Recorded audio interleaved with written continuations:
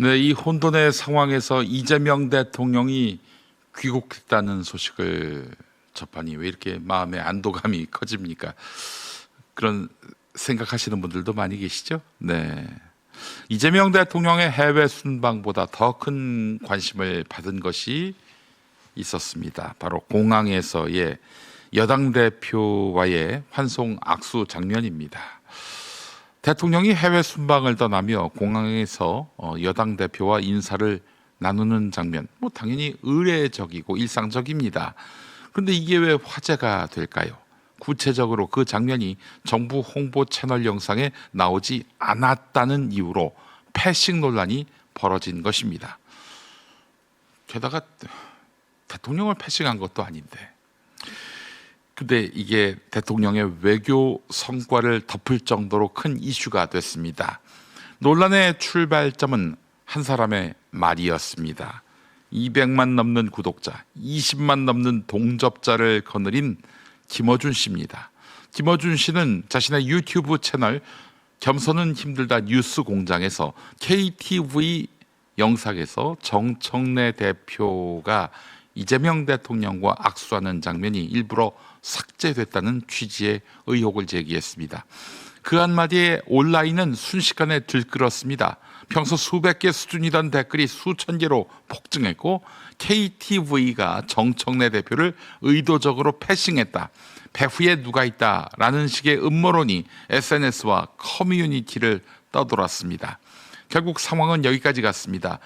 김어준의 사생 팬을 자처하다시피 하는 국회 과학기술정보방송통신위원장 최민희 의원까지 나서서 문제를 제기했고, KTV는 공식 문서로 해명을 내야 했습니다.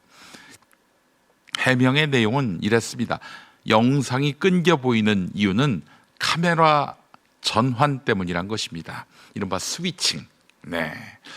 대통령 동선은 보통 2개의 카메라로 촬영됩니다. 멀리서 전체를 잡는 원경 카메라, 그리고 가까이서 찍는 근접 카메라.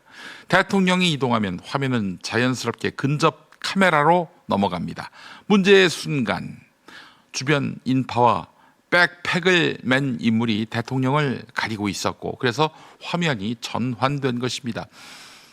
대통령 홍보 채널에서 대통령 얼굴이 가려진 화면은 NG 화면입니다. 이걸 굳이 사용할 이유가 없죠. 촬영 감독 입장에서 당연히 그 화면은 커트, 넘기는, 그리고 전환시키는 것은 상식적인 선택이라는 것입니다.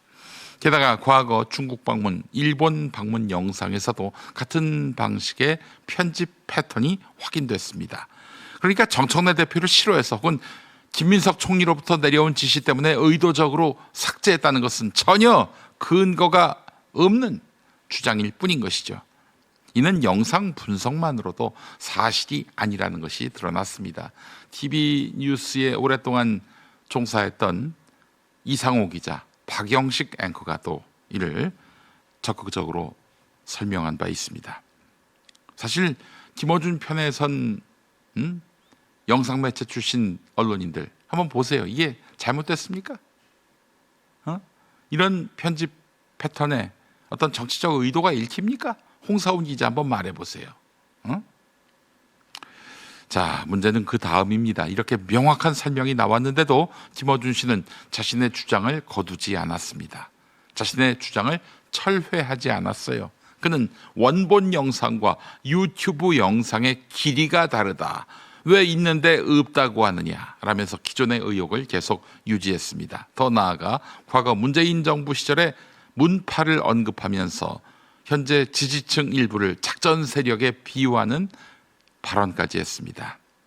그러니까 자신의 주장을 비판하는 사람들을 작전 세력으로 매도하다시피 한 거예요. 물론 근거는 딱히 없습니다. 그냥 자기가 봤을 때 그렇다는 거예요.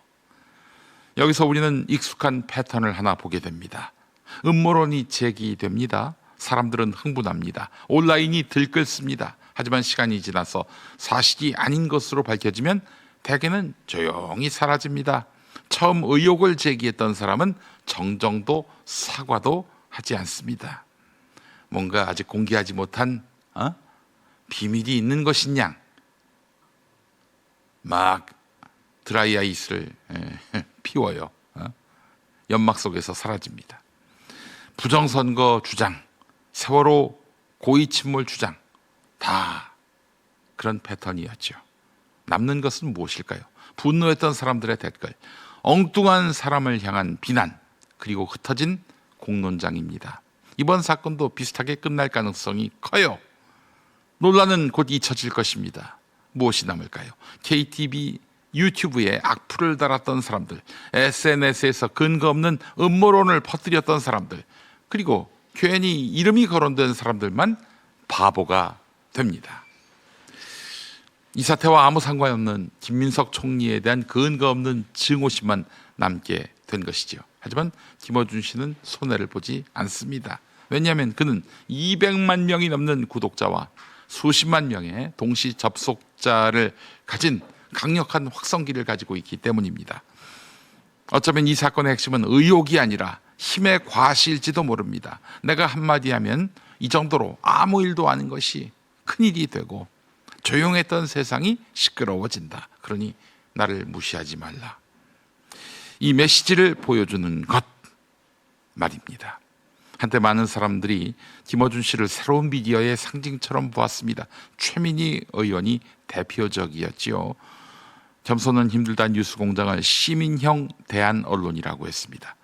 주식회사이고 김어준 씨 소유인데 시민형 대한 언론이요? 하여간 시민 언론을 참칭하는 것들이 좀 많습니까? 하여튼 최민희 의원 정신 나갔습니까? 한때 김어준은 권력에 질문을 던지는 사람, 기성 언론이 하지 못하는 이야기를 하는 사람. 하지만 지금의 모습은 그때와는 많이 달라 보입니다. 근거가 확인되지 않은 이야기로 대중의 분노를 자극하고 그 힘을 과시하는 방식. 솔직히 말하면 요즘의 모습은 탐사 저널리스트라기보다는 사이버 레카에 가까워 보입니다. 사람은 누구나 늙습니다. 문제는 나이가 아니라 자신의 역할을 언제 내려놓을지 아는가 아니겠습니까? 뇌가 썩는다는 65세가 기준이 아닙니다. 90이 넘어도 지혜가 넘치는 사람의 말은 귀담아 들을 필요가 있어요. 40이 안 돼도 뻘소리하는 사람은 믿고 걸을 필요가 있습니다. 공론의 장은 개인의 영향력을 과시하는 무대가 아닙니다. 책임이 따르는 공간입니다. 잘못된 의혹을 제기했다면 정정과 사과를 함으로써 책임을 져야 합니다. 그 책임을 반복해서 회피한다면 그 사람의 영향력은 공론의 장에 도움이 되기보다는 해가 될 가능성이 큽니다. 아이러니하게도 최근 대통령 귀국 장면에서는 정청래 대표와의 악수 장면이 아주 또렷하게 포착됐습니다. 다행입니다. 이제는 대통령이 보이느냐가 아니라 정청래 대표가 보이느냐가 더 중요한 세상이 되었습니다. 그래야 누군가 또 패싱이다라고 외치지 않을 테니까요. 그래서 묻고 싶습니다. 김어준 씨, 이제 됐습니까? 세상을 흔들 수 있다는 것을 충분히 보여준 것 같습니다. 이제는 그 확성기를 내려놓을 때가 되지 않았나요? 공론의 장은 힘을 과시하는 장소가 아니라 책임을 나누는 공간이기 때문입니다.